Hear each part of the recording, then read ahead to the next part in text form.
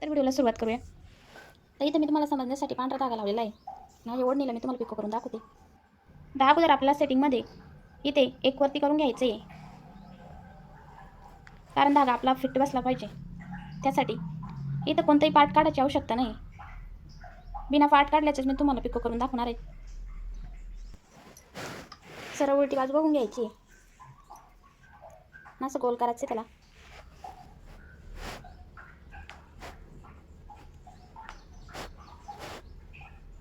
असं गोल करून हे वरतीच ठेवायचे. असं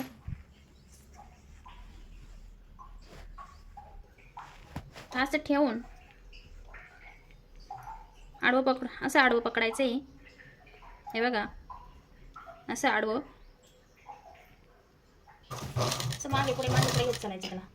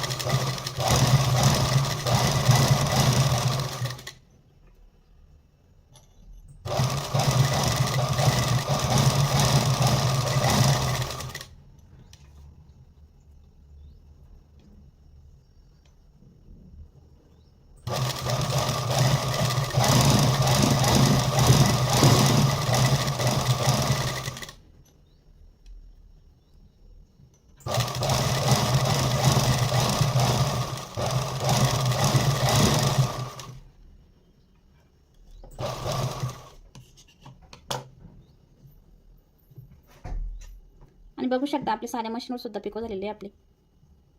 हे बघा, आता हे तुमच्या हाताच्या स्पीडवर अवलंबून आहे. आता मागे पुढे करताना जितकी तुमची स्पीड राहील तितके छान पिको येईल. जर तुमची स्पीड कमी असली तर पिको हे चांगले येणार नाही. हे बघा, जिथे स्पीड कमी झाली तिथे अशा पद्धतीने येतं. तर तुमच्या हाताच्या स्पीडवर असतं हे सगळं. आता मी तुम्हाला सगळे पिको करून दाखवते.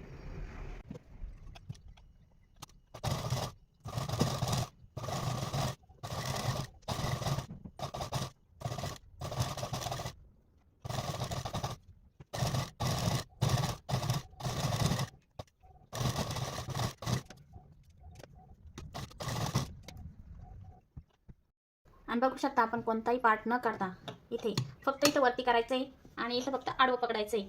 आणि जसं आपण गोट मारतो त्या पद्धतीनं असं सरळ अशी दुमट देऊन आडवं पकडून सरळ पकडत असं मागे पुढे करायचे. जितकी तुमची स्पीड राहील तुमच्या हाताची तितके छान पिको येईल. आणि कोणताही पार्ट न काढता आपण इतके छान पिको आलेले आहेत आपले. तर व्हिडिओ आवडला असेल तर व्हिडिओला लाईक नक्की करा. धन्यवाद.